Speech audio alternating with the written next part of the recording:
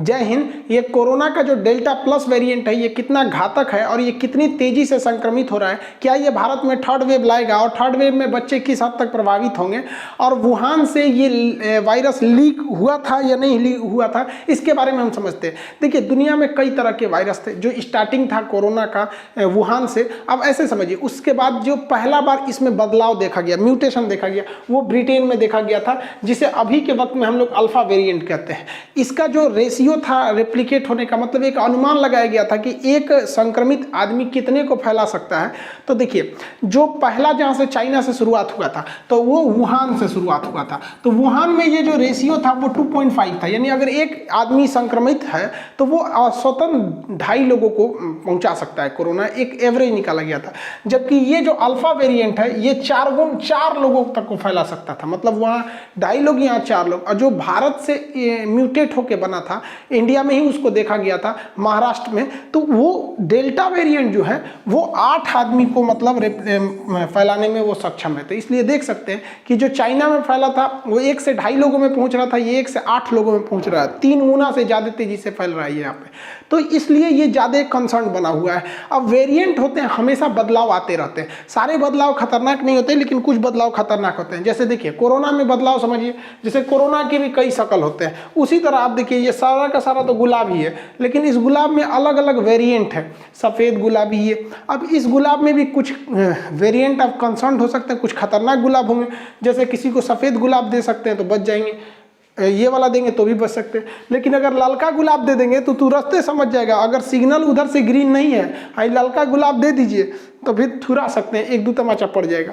तो उसी तरह से कोरोना में कई वेरिएंट है, उसमें से ललका गुलाब जिस तरह एकदम डायरेक्ट हिट करता है, उसी तरह जो डेल्टा वेरिएंट है कोरोना का वो डायरेक्ट हिट करता है, अब बहुत तेजी से जान ले लेता है, और ओकरों से खतरनाक है डेल्टा प्लस वेरिएंट। तो इस तरह से जैसे हर फूल में, हर फल में, इवन जानवरों में भी अलग अलग वेरिएंट पाई जाती हैं, नस्लें पाई जाती हैं। उसी तरह जैसे हम लोग, जैसे ये गुलाब जो है ये CBSE बोर्ड वाला है, एकदम सुंदर है, और जो हम लोग घर में गमला में बोलते हैं हिंदी मीडियम वाला गुलाब, इसे जरा जवान होने के बाद इससे हो जाता है, जरा चौपट हो जाता है। तो अलग ये भी वेरिएंट है। अभी जो डेल्टा वेरिएंट में भी एक और चेंजिंग हुआ है, जिससे कि वो डेल्टा प्लस बन गया है।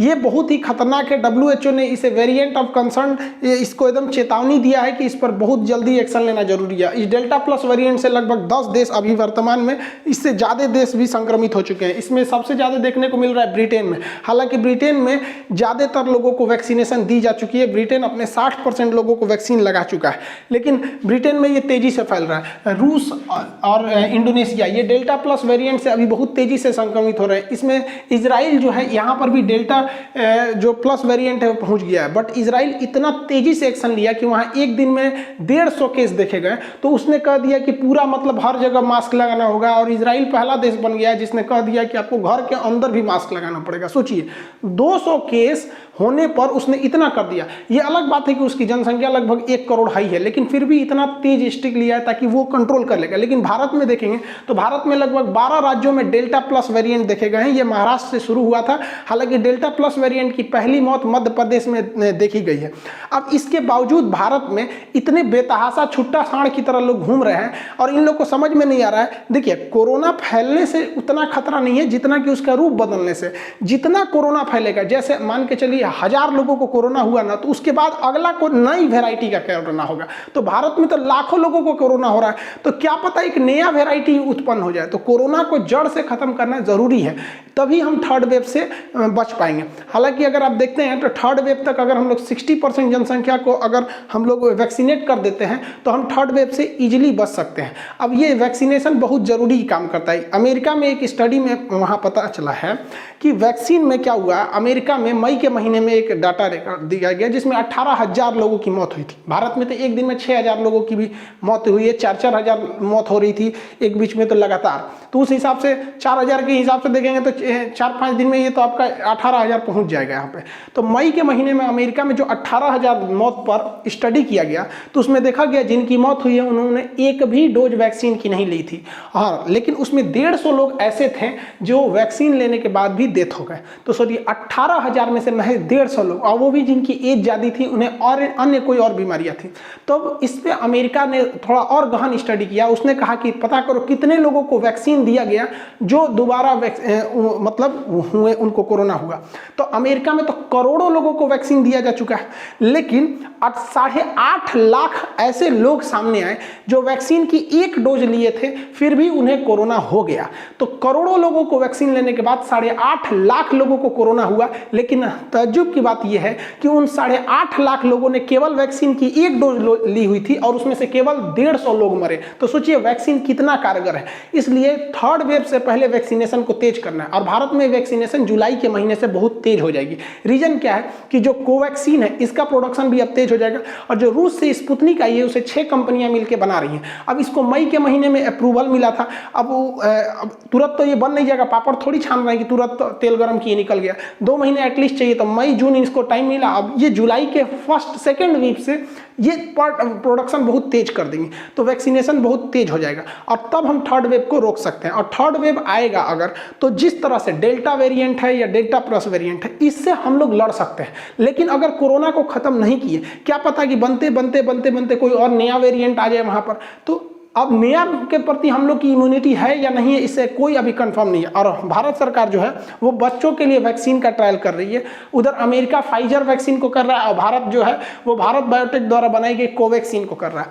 इसमें आपको एक तैजु वाला डाटा हम आपको बताते हैं। हम कुछ डॉक्टर से बात कर रहे थे, जिसे एम्स दिल्ली, इंडिया के कई एम्स के डॉक्टर और बहुत जो लोग इस ट्रायल में शामिल होते हैं, जो इसको कंडक्ट कराते हैं, उन लोगों ने बताया कि जो बच्चों को इन लोगों ने सेलेक्ट किया था कि इनमें वैक्सीन का ट्रायल किया जाए बच्चों के लिए, तो ताज्जुब ये हुआ कि उनमें से इन लोग के पास 60% बच्चों को वापस लौटाना पड़ा। मतलब बहुत ज़्यादा बच्चों को इन लोगों ने लिया नहीं था, मतलब लगभग 100 बच्चों को लिए थे। 100 में से 60 बच्चों को इन्होंने वापस लौटा दिया। क्यों, समझिए। उन्होंने बच्चों के गार्जियन से पूछा कि इसको कोरोना तो नहीं हुआ था, कोई लक्षण तो नहीं थे, तो गार्जियन ने कहा कोई लक्षण नहीं थे, ठीक है। लेकिन जिसके ऊपर कोरोना वैक्सीन का ट्रायल किया जाता है उसकी ब्लड की पहले बेहतरीन ढंग से जाँच की जाती है कि कहीं ये पहले से तो कोरोना से इन्फेक्टेड नहीं है। तो देखा गया कि उनमें से ज़्यादातर बच्चों में कोरोना से लड़ने वाली एंटीबॉडी ऑलरेडी है, जो इस बात की ओर संकेत करती है कि बच्चे हर्ड इम्यूनिटी की ओर हो चुके हैं, या फिर जो बच्चे जो हैं वो ऑलरेडी इन्फेक्ट हो चुके हैं, उनमें कोई खतरा ही नहीं है। और वैसे भी देखा गया कि बच्चों को हो रहा है, खत्म भी हो रहा है। तो एक जो ये था कि नहीं बच्चों को बहुत ज़्यादा इन्फेक्ट होगा, वो धीरे धीरे आपको ऐसे ही डाटा से पता चल रहा है कि जो लड़कों को लाया जा रहा है उनको कोई लक्षण नहीं है, देखा जा रहा है तो इसमें एंटीबॉडी बना हुआ है, मतलब वो जीत चुका है कोरोना से ऑलरेडी। तो इससे बच्चों को भी घबराने की कोई जरूरत नहीं है। और थर्ड वेव आएगा भी तो वो खतरनाक नहीं होगा, क्योंकि हम लोग 100 साल पहले स्पेनिश फ्लू को भी देखे थे। उसका सबसे खतरनाक जो था वो दूसरा वेव था, और उसके बाद पहला वेव, और सबसे कम जो खतरनाक था वो थर्ड वेव था। क्योंकि थर्ड वेव तक आने वक्त में हम लोग बहुत हद तक सचेत हो चुके रहेंगे।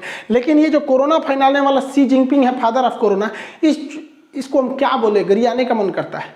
जिसने पूरी दुनिया को कोरोना दिया, वुहान लैब, ये चोट्टा कहता है कि वुहान लैब को नोबेल प्राइज देना चाहिए कि इसने बहुत लोगों की जान बचाई है। अरे चोट्टा कहीं कहीं वुहान लैब को ये नोबेल प्राइज, सोचिए, चिकित्सा के क्षेत्र का नोबेल प्राइज, जिसने कोरोना को बर्बाद, पूरी दुनिया को बर्बाद किया, उसको ये नोबेल प्राइज मांग रहा है। भैया अगर हम लोग इसको नोबेल प्राइज दे देंगे यहाँ पे, तो किस लिए देंगे हम बताइए। नोबेल पुरस्कार किस चीज़ के लिए दिया जाएगा आपको भैया, कि आपने वुहान का डाटा, लैब का डाटा छुपाया लोगों से, ये जो कोरोना है ये ह्यूमन टू ह्यूमन ट्रांसफर हो सकता है, इस बात को छुपाया, इसलिए इन्हें शांति का नोबेल देना चाहिए, या फिर इन्हें बायोलॉजी में चिकित्सा का नोबेल देना चाहिए। वुहान से जब कोरोना फैल रहा था तो 50 लाख लोगों को यहां चाइना सरकार जाने दी कि अलग अलग दुनिया में चले जाइए और फैल जाइए वहां से। तो क्या इसलिए इन लोगों को नोबेल पुरस्कार दिया जाए? क्या इसलिए दिया जाए कि इन्होंने कहा था कि ह्यूमन टू ह्यूमन ट्रांसफर नहीं होता है? इनको भी तब नोबेल पुरस्कार दे देना चाहिए, क्योंकि यही है वो व्यक्ति जो कह रहे हैं कि चाइना पे बैन नहीं लगाना चाहिए क्योंकि ये उतना खतरनाक वायरस नहीं है। अब समझ में आ गया कितना खतरनाक है। ससुर तो नहीं तो बैल कहीं कहीं वो पैसा खैले यहाँ पर। देखिए अगर हम लोग वुहान लैब को दे सकते हैं कोरोना को रोकने के लिए नोबेल प्राइज, उस हिसाब से तो पाकिस्तान भी कहेगा कि आतंकवाद को सप्लाई करने के लिए हमें भी नोबेल दीजिए, क्योंकि चाइना को अगर आप सप्लाई के लिए देते हैं कोरोना का नोबेल तो इन्हें दीजिए यहाँ पर नोबेल। हालांकि देखिए इनका भी संगत का असर पड़ गया है। इसका इमरान खान का भी आँख अब छोटा छोटा हो गया है। देखिए आंखें बहुत छोटी लग रही है, चाइनीजों के साथ रहने से छोटा लग रहा है। क्या चल रहा है आप दोनों में, आँख ये क्या छोट हो गया है? तो भैया अगर ये इनको नोबल मिलेंगे तो कल को ये जो पगला डोमिनोज का बर्गर है, ये क्या नाम है, किंग जोंग, उत्तरी कोरिया का, ये भी कहेगा तब तो पूरी दुनिया में डेमोक्रेसी का सबसे अच्छा हम है, हम ही को नोबल पुरस्कार दीजिए। ऐसा नोबल नहीं देना चाहिए, बल्कि शांति का जो नोबल ओस्लो से दिया जाता है, इस बार शांति के क्षेत्र में नोबल उस देश को देना चाहिए जिस देश में सबसे ज्यादा लोगों ने अपनी जान गंवाई है। उस देश के प्रधानमंत्री राष्ट्रपति को नहीं, बल्कि उस संपूर्ण देश के नाम पे नोबल पुरस्कार होना चाहिए कि यह देश एक मानवीय गलती के कारण सबसे ज्यादा अपनों को खोया है इस देश में। अब इस देश में डेथ का रेशियो भारत में भी देखे थे, कितना बेतहाशा मौत हुई थी भारत में।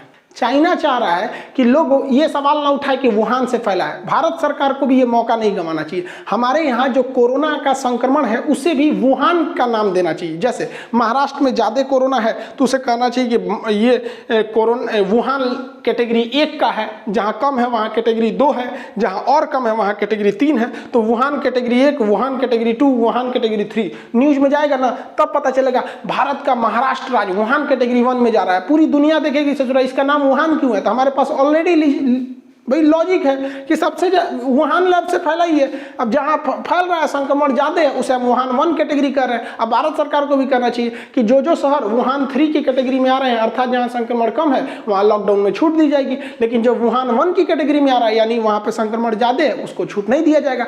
चाइना जो है वो मतलब थेथरई पे उतर चुका है। देखिए एक बात तो तय है कि ये वुहान लैब से ही निकला है और ये कोरोना वायरस चमगादड़ में पाया जाता है। वुहान लैब जो है वो कोरोना वायरस में क्या कर रहा था, उसे और खतरनाक कर रहा था, जीनोम सीक्वेंसिंग से करके उसे और खतरनाक कर रहा है। ये प्रोसेस गलत नहीं होता है। आमतौर पे हर जगह हर देश में ऐसी चीजें होती हैं जो किसी वायरस जो इंसान के लिए खतरनाक नहीं है उसे खतरनाक बनाने की कोशिश की जाती है। देखा जाता है कि ये कितना खतरनाक हो सकता है, तो उसे मैक्सिमम खतरनाक किया जाता है जीनोम सीक्वेंसिंग, उसमें जेनेटिक चेंजिंग करके। उसके बाद देखा जाता है कि जब ये खतरनाक की श्रेणी में मैक्सिमम चला गया तो क्या ये इंसान के लिए घातक है कि नहीं। अगर घातक है तो इंसान में फैलने से पहले ही उसकी वैक्सीन बनाने लगी जाती है और उस वैक्सीन को बना के उसका फार्मूला रख लिया जाता है कि फ्यूचर में अगर ये 10 साल 50 साल बाद म्यूटेट होके अगर ये अपना मैक्सिमम खतरनाक वाला रूप लेता है तो हम उसे पहले से वैक्सीन बनी हुई है। तो ये लोग भी वही कर रहे थे, लेकिन ये बनाने के दौरान मैक्सिमम खतरनाक स्थिति तो पहुंचा दिया, लेकिन उसी दौरान यहां से वायरस किसी को इन्फेक्ट हो गया क्योंकि इस लैब में प्रॉपर सिक्योरिटी नहीं थी। और ये बात तो पक्का है कि वुहान लैब में जिस चमगादड़ पर रिसर्च किया जाता था उस चमगादड़ को वुहान से 150 किलोमीटर दूर से लाया गया था, इसलिए यहाँ पे तो नकारा नहीं जा सकता। जो वहाँ के सी जेंगलिन है, इसको सी जेंगलिन न करके सी जंगली कहिए यहाँ पर, इसने कोरोना, इसे बैटमैन कहा जाता है, बैट वुमेन, चमगादड़ पे बहुत रिसर्च की रही थी। अब इनका कहना है कि यहाँ से लीक नहीं हुआ है, तो भैया अगर यहाँ से लीक नहीं हुआ है तो वुहान लैब जो है वो बायोसेफ्टी लेवल जो होता है वो 4 लेवल दिया जाता है, 1 2 3 4। जो 1 और 2 लेवल होते हैं ये ऐसे बीमारियों को इसमें रिसर्च किया जाता है जो ह्यूमन टू ह्यूमन डायरेक्ट हवा से नहीं फैल सकते। जैसे HIV का वायरस, किसी एक आदमी को HIV है, उसके बगल में हम 2 घंटा रहें कोई फर्क नहीं पड़ता, वो ब्लड ट्रांसमिशन से होता है, तो उसे आप लैब कैटेगरी 1 कैटेगरी 2 में कर सकते हैं। टाइफाइड हो गया, जॉन्डिस हो गया, ये मतलब ये सब चीजें डायरेक्टली इन्फेक्टेड नहीं होती हैं, लेकिन जो हवा से फैलते हैं उन्हें लैब 3 में रखना चाहिए, उनका प्रोटेक्शन लेवल। और जो बहुत तेज फैलते हैं जैसे कोरोना हो गया उसे लैब 4 में करना चाहिए। अब बताइए वुहान लैब जो है इसमें जो सेफ्टी लेवल था वो 2 था, जबकि पहले से ये संकेत मिल रहे थे कि कोरोना से ये वायरस जो है ऑलरेडी पेंगोलिन में आ चुका है, मतलब चमगादड़ से। पेंगोलिन एक छोटा सा जानवर होता है इतना बड़ा, और ये ना बहुत सीधा जानवर होता है, बहुत डरपोक होता है। ये चींटी माटा ये सब चीज छोटे छोटे कीड़े मकोड़ों को खाता है, और इसको अगर कोई खाने आएगा ना तो इसके बाहर का खोल बहुत कड़ा होता है, कछुआ की तरह गोल होकर बैठ जाता है, इसको कोई खा नहीं पाता है, चाहे शेर हो चाहे कुछ भी नहीं खा पाते हैं।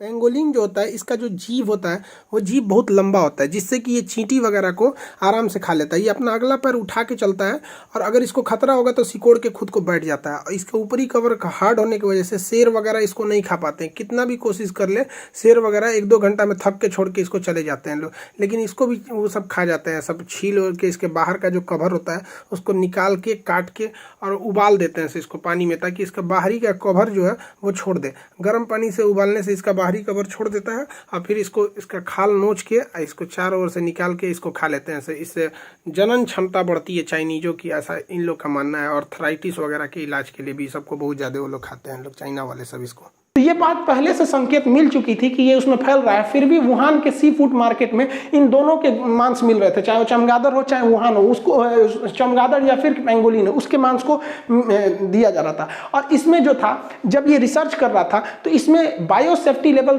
3 या 4 लेवल पर रखना चाहिए, क्योंकि 3 और 4 में कुछ नियम कानून है कि वो लैब जो होना चाहिए शहर से बहुत दूर होना चाहिए और वहाँ आसपास वो एरिया पूरी तरह सील होना चाहिए कि वहाँ से आसपास में कोई ह्यूमन नहीं जाए उसके अगल बगल में। उसके बाद जो यहाँ पर रिसर्च होगा जिस लैब में, उसका प्रेशर निगेटिव होना चाहिए, मतलब हवा अंदर आ जाए लेकिन लैब के अंदर की हवा बाहर ना जा पाए। तो हवा आंधी कुछ भी चलेगा तो अंदर ही आएगा, क्योंकि अंदर वायरस पे रिसर्च हो रहा है, पता चला यहाँ से वहाँ जाएगा तब क्या होगा, तो आप कहेंगे हुआ अंदर आएगा तो जाएगा कैसे। तो इसे निगेटिव प्रेशर किया जाता है ताकि हवा अंदर आ जाए और एक खास रास्ते से इसे डाला जाता है, मतलब बाहर निकाला जाता है। आने के लिए कई रास्ते, लेकिन बाहर निकलने के लिए एक ही रास्ता होता है, और जो रास्ता निकलने के लिए दिया जाता है उस रास्ते पर इस तरह से खुला नहीं छोड़ सकते हैं उसको, उस रास्ते पर भी आपको क्या करना पड़ता है, फिल्टर लगाना पड़ता है।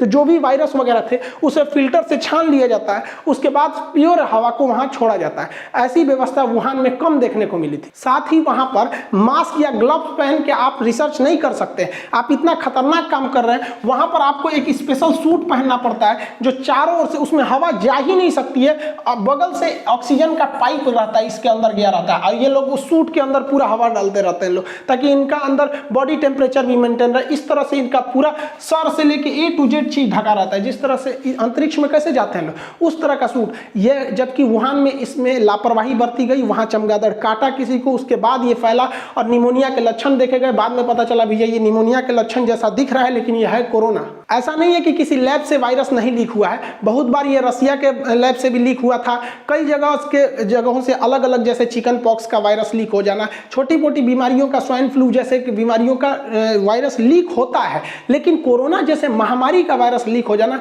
जांच इसलिए होनी चाहिए कि आगे से ये चीजें ना हो सके। लेकिन चाइना पूरी डाटा को डिलीट कर रहा है वहां से, और वहां पर जो WHO की टीम भी गई थी वो वहां से अपने अधिकारियों को भी चाइना उनके साथ रखा था। तो ये फ्यूचर के लिए भी खतरा बन रहा है। चाइना किसी का नहीं हो सकता है। अब इस महामारी का फायदा उठाया चाइना किस तरह से, चाइना के 3 सबसे पड़ोसी देखिए, पाकिस्तान है, ये पाकिस्तान, श्रीलंका यहाँ पर और नेपाल, ये तीनों देश अचानक कोरोना के जो जैसे डेल्टा वेरिएंट आया बहुत तेजी से संक्रमित हो गए, और इन लोगों ने समझौता किया था भारत से कि ये इन्हें वैक्सीन देंगे। लेकिन भारत सरकार के पास थोड़ी सी लापरवाही की है कि हम लोग के पास जब पता था कि वैक्सीन का लगना जनवरी से चालू होगा था, तो जनवरी में हम लोगों ने वैक्सीन का कुछ खास ऑर्डर ही नहीं दिया था हम लोगों ने, क्योंकि हर महीने भारत में 7 करोड़ वैक्सीन बनाने की क्षमता है। तो उस हिसाब से देखेंगे तो जनवरी, फरवरी, मार्च, अप्रैल, मई तक में 7-35 करोड़ वैक्सीन बन जाना चाहिए, जबकि अभी तक भारत में 35 करोड़ वैक्सीन लगा तक नहीं है। बनने की तो बात छोड़िए, केवल 30 करोड़ वैक्सीन लगा है, उसमें से 25 करोड़ लोगों को केवल फर्स्ट डोज लगा है, 5 करोड़ लोगों को ही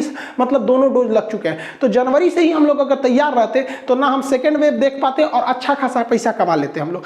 चाइना ने इसी का फायदा उठाया, इन लोगों के पास मजबूरी थी, भारत वैक्सीन देने में हाथ खड़ा कर लिया कि भैया हमारे यहाँ खुद के लोग मर रहे हैं। तो चाइना की जो वैक्सीन है सिनोवैक्स, जो हजमोला की कैटेगरी में आती है, इस वैक्सीन को चाइना $5 में बेचता है। $5 बोले तो मतलब मोटा मोटी 400 रुपए।